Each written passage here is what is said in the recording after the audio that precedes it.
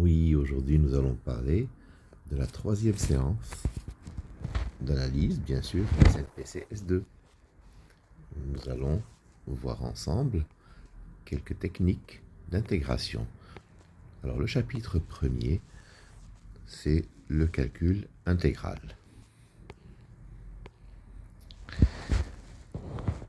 Nous allons voir certains préliminaires, notamment si f est une fonction continue sur un intervalle i, alors f admet sur i une primitive grand F. C'est quoi une primitive? C'est une fonction dont la dérivée est petit f. Par exemple, 1 a pour primitive x, parce que la dérivée de x, c'est 1. C'est un exemple. Alors, si f et g sont deux primitives de petit f, alors f moins g égale petit a. C'est une constante. On dit que f et g, qui ont donc toutes les deux pour dérivée petit f, donc diffèrent d'une constante. Bien entendu,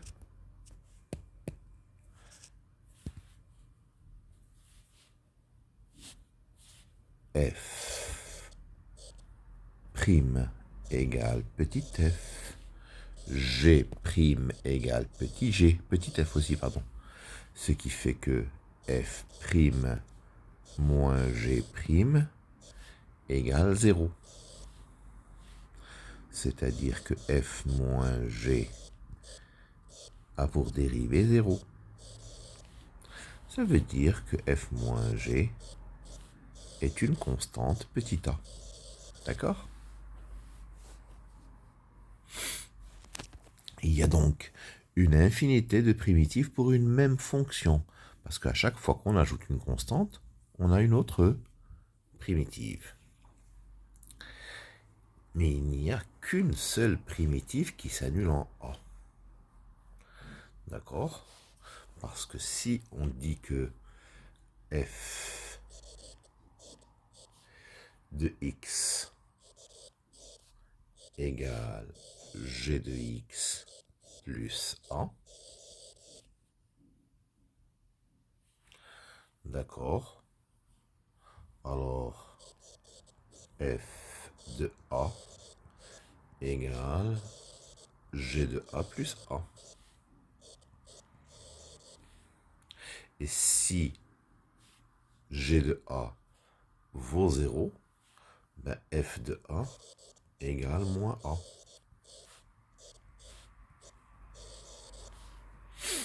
Ça veut dire que la fonction g de x vaut f de x moins petit a. F de x moins petit a, c'est plus grand F de petit a.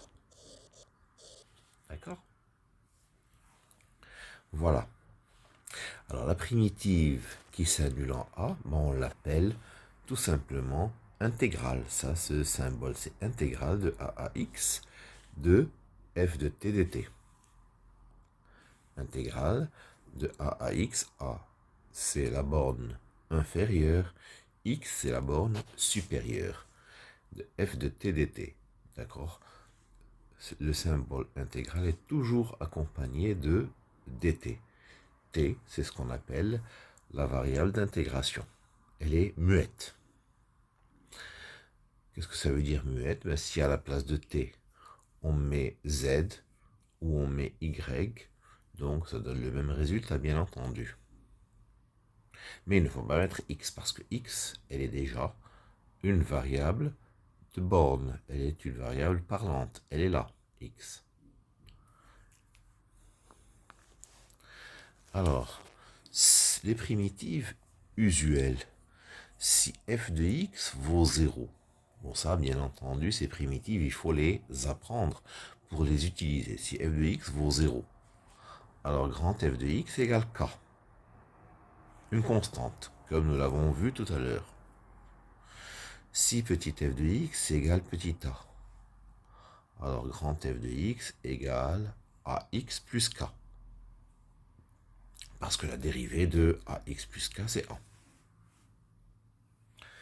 Si f de x, c'est x puissance n, alors grand f de x, c'est x puissance n plus 1 sur n plus 1 plus k. Si f de x égale exponentielle de x, grand f de x, c'est exponentielle de x plus k. C'est-à-dire la dérivée de grand f de x, encore une fois, c'est petit f de x, on le retrouve. Si f de x, c'est 1 sur x, grand f de x, c'est ln de valeur absolue de x plus k. Pourquoi cette valeur absolue? Parce que ln de x et ln de moins x, si bien sûr ln de moins x existe, ont toutes les deux pour dériver 1 sur x.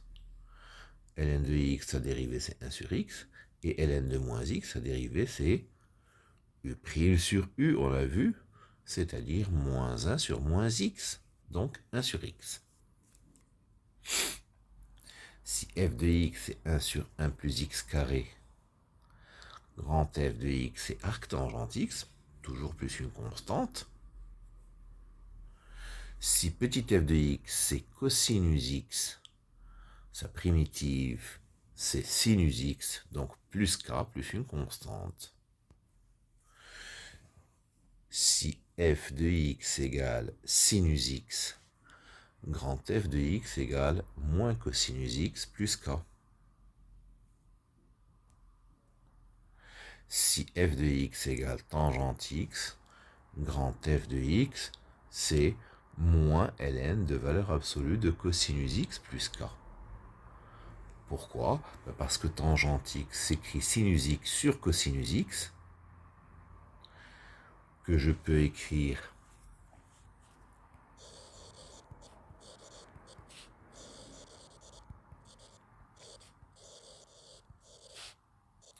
moins sinus x sur cosinus x, qui prend l'aspect de moins u' sur u.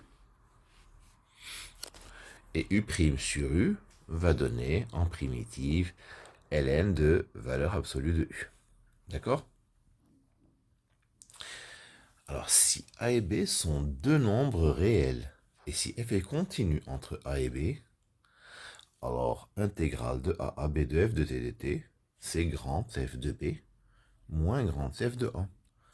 Donc grand f c'est une primitive de petit f bien sûr, c'est la primitive en b moins la primitive en a, qu'on note des fois grand f de t entre crochets à prendre, on dit à prendre entre a et b.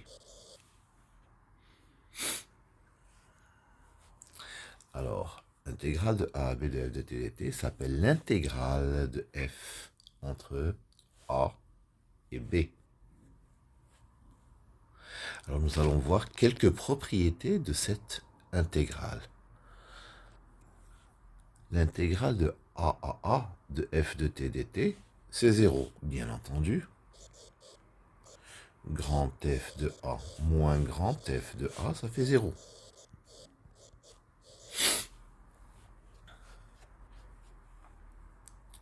L'intégrale de a à b de f de t dt, c'est moins intégrale de b à a de f de t dt. C'est-à-dire f de b moins f de a égale moins f de a moins f de b. C'est immédiat. Voilà la relation de Schall également. Intégrale de a à c de f de t dt, c'est f de c moins f de a. Et bien ceci est égal à intégrale de a à b pour n'importe quel réel b, intégrale de a à b de f de t dt, plus intégrale de b à c de f de t dt.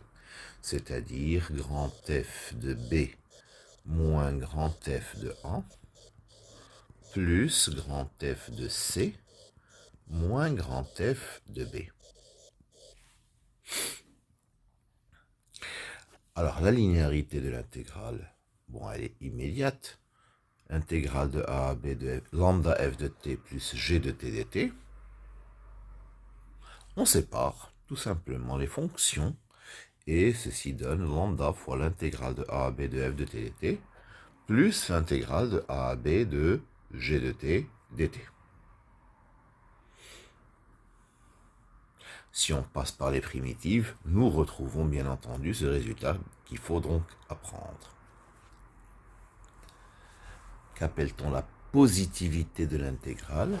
Si f est une fonction positive sur l'intervalle AB, quand on dit sur l'intervalle AB, ça sous-entend bien entendu que a est inférieur ou égal à b.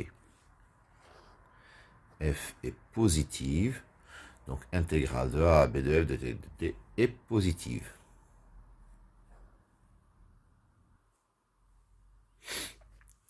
Alors, si f est inférieur ou égal à g, sur AB, l'intégrale de a à b de f de t dt est inférieure ou égale à l'intégrale de a à b de g de t dt. Alors, c'est pas très compliqué à voir ceci parce que si f est inférieur ou égal à g, alors g moins f, elle est positive. Donc, comme nous avons vu, intégrale de a à b de g moins f de t dt, par positivité, donc elle est positive. Donc, par linéarité, on va écrire que intégrale de a à b de g de t dt moins intégrale de a à b de f de t dt est positive. Donc, intégrale de a à b de g de t dt est supérieure ou égale à l'intégrale de a à b de f de t dt.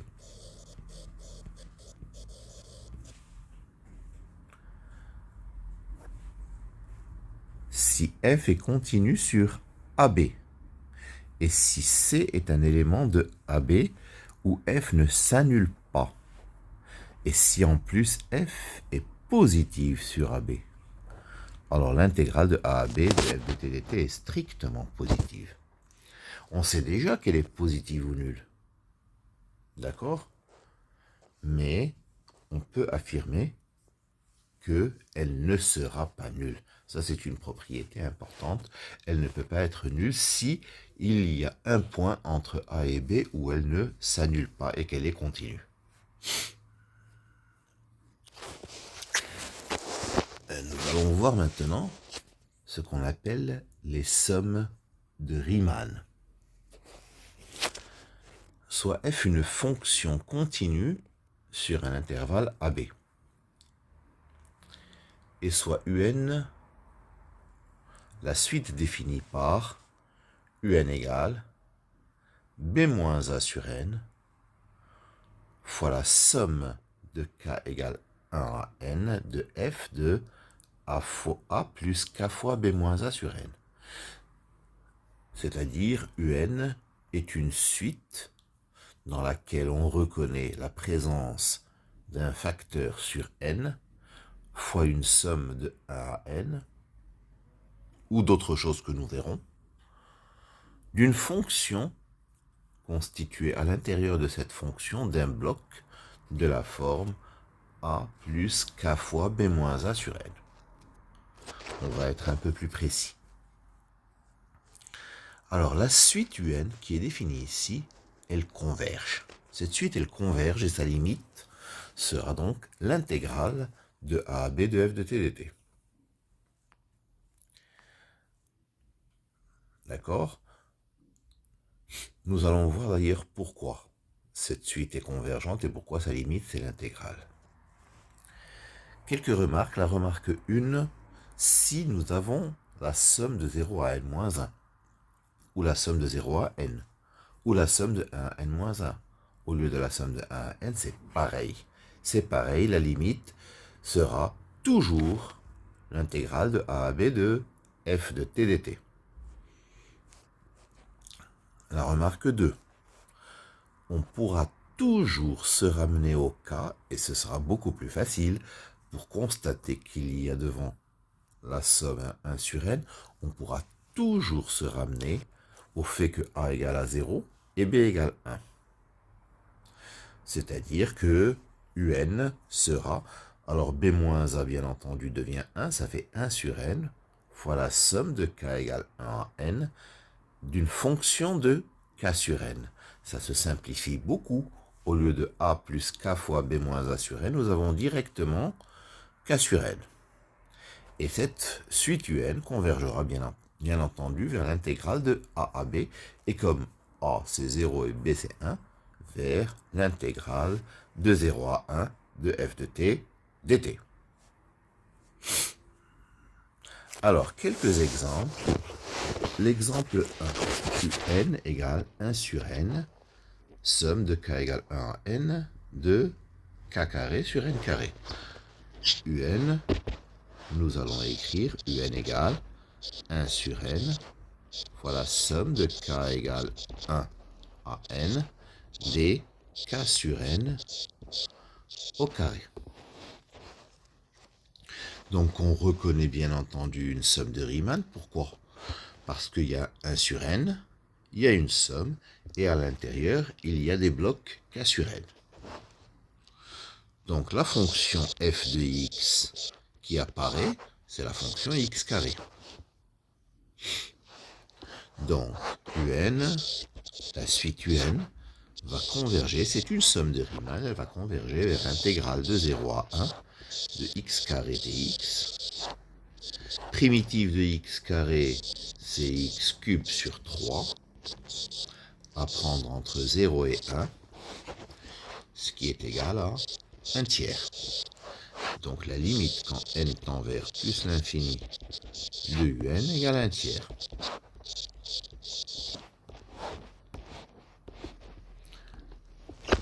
L'exemple 2. un, c'est 1 sur n, somme de k égale 1 à n, les racines de n sur k.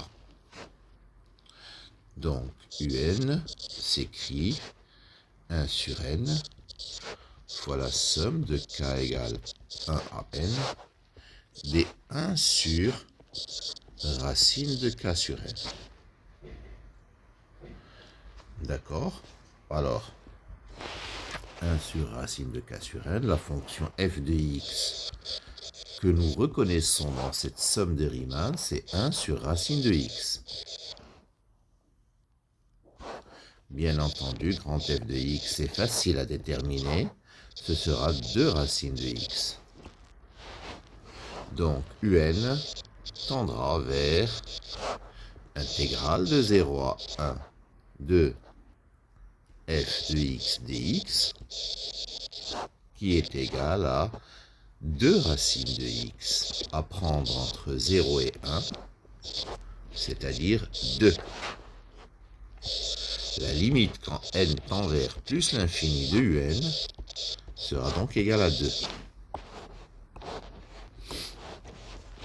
Le troisième exemple un, c'est la somme de k égale 1 à n de k sur k carré plus n carré. Alors ici, nous ne voyons pas de terme 1 sur n, donc à l'extérieur. Eh bien, on va le fabriquer. On va écrire que c'est 1 sur n fois la somme de k égale 1 à n de kn. Parce que nous avons mis 1 sur n, il faut qu'on mette un n au numérateur, sur k carré plus n carré.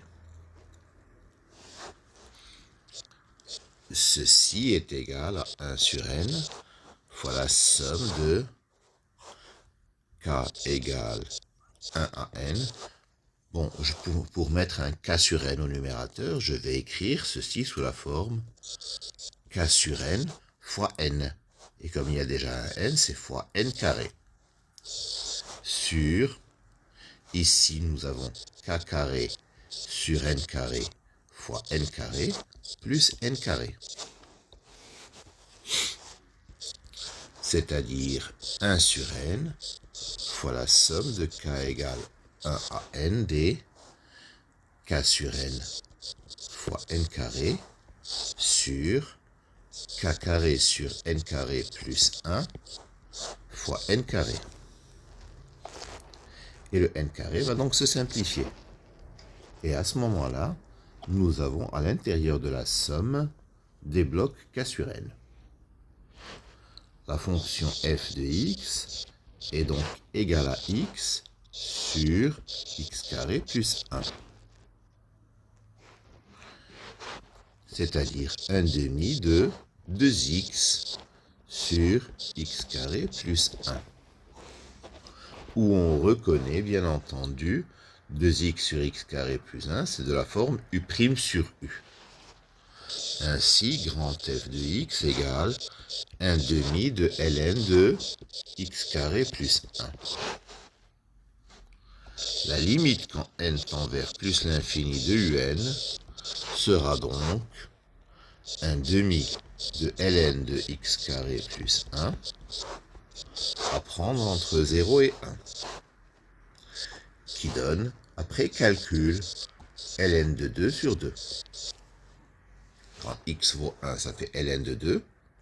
Quand x vaut 0, ça fait ln de 1, c'est-à-dire 0. Enfin, le quatrième et dernier exemple, il est du même genre. Un est égal à 1 sur n fois la somme de k égale 1 à n des n fois n, ça fait n carré sur k carré plus n carré. C'est-à-dire 1 sur n fois la somme de k égale 1 à n des 1 sur k carré sur n carré plus 1. C'est donc 1 sur n fois la somme de k égale 1 à n des 1 sur k sur n au carré plus 1. La fonction f de x, c'est 1 sur x carré plus 1. À chaque fois, nous avons reconnu une somme de Riemann. Donc, grand f de x, c'est, bien entendu, arc tangente x. Nous n'avons pas besoin de mettre la constante parce que la constante, après intégration, elle va disparaître. Donc, la limite, lorsque n tend vers plus l'infini de un, égale, donc arc tangente x, à prendre entre 0 et 1, c'est-à-dire arc tangente 1 moins arc tangente 0. Arc tangente 1, c'est pi sur 4, moins 0. Donc, limite, quand n tend vers plus l'infini de un, égale pi sur 4. Voilà, c'est terminé pour aujourd'hui. Merci de votre attention. Bon courage.